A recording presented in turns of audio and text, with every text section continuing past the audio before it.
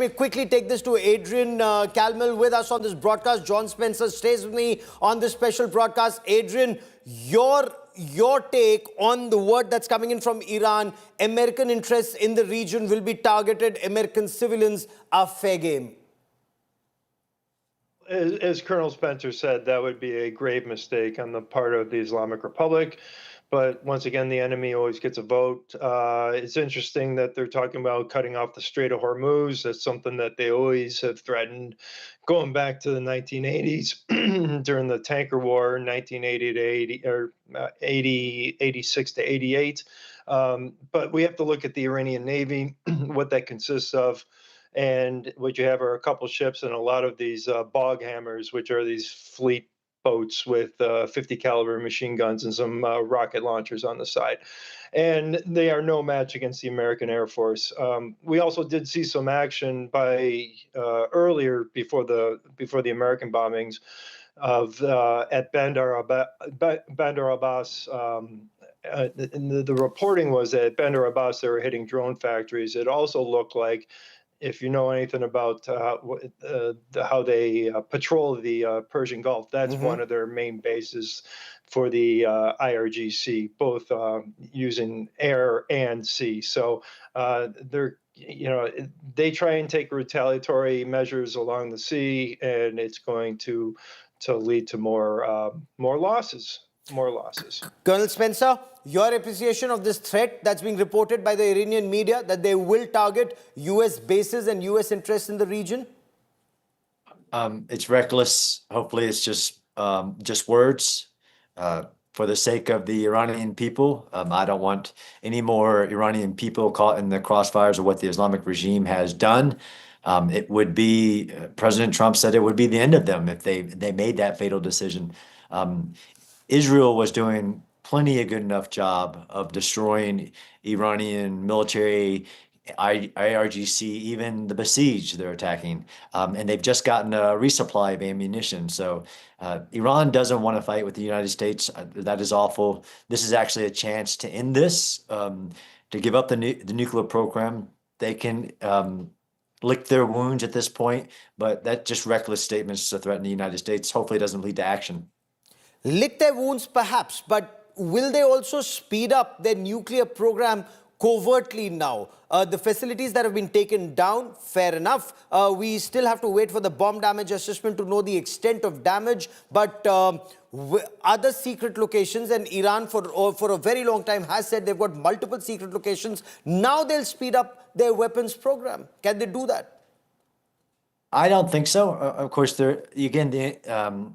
let me give you an example. The Mossad had infiltrated the Iranian IRGC and military so much that they texted the night before the attack all of the generals, had all the generals come to a secret location to talk about Israel, and then Israel blew that location up. They're infiltrated. So the idea that they could run a secret program, which is why Israel says that they initiated this operation, because they were running a secret program. Could they find more nuclear scientists? Could they build new sites? Eventually, yes, and that's why there has to be a political solution. They can't do that anytime soon, and they might want to check their intelligence kind of apparatus if they're this far infiltrated.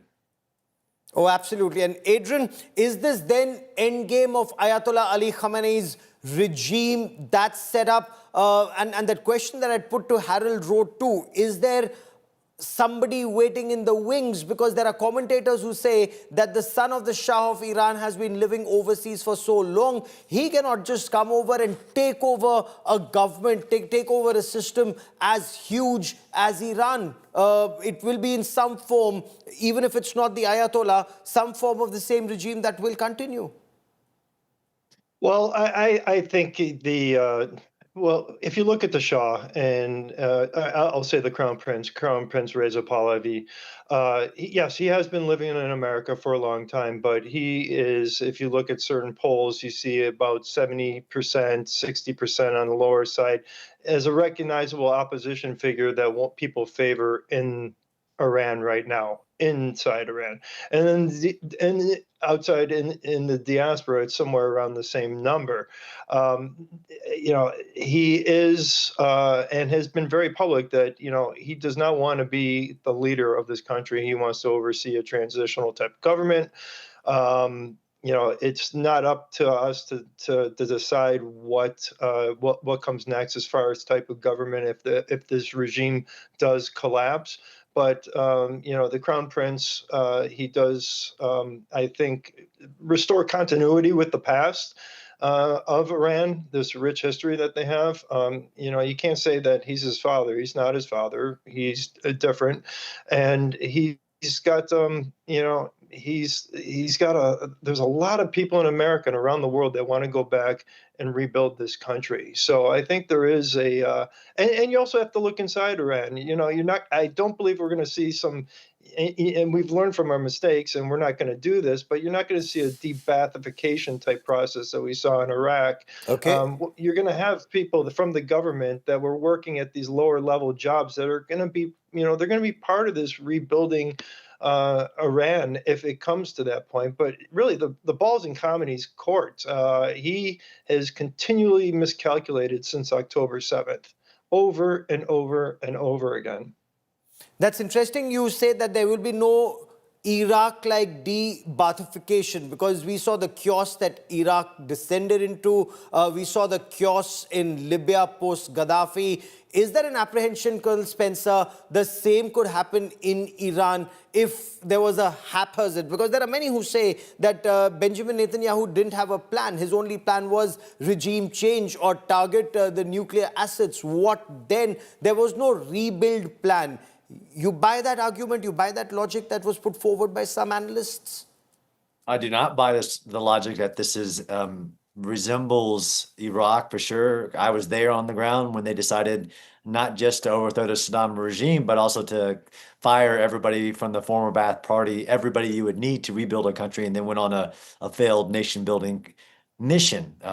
Nobody, Netanyahu, the president, Trump, nobody has said regime change is the goal. But to be sure, I mean, there's 90 million freedom-loving Iranian people in Iran that don't favor the Islamic regime. This is also not Libya. This is not a third world country with multiple rivaling clans that the NATO stepped in to do for humanitarian reasons and led to sheer chaos. It's apples to oranges. It isn't the objective. I personally don't think it should be the objective.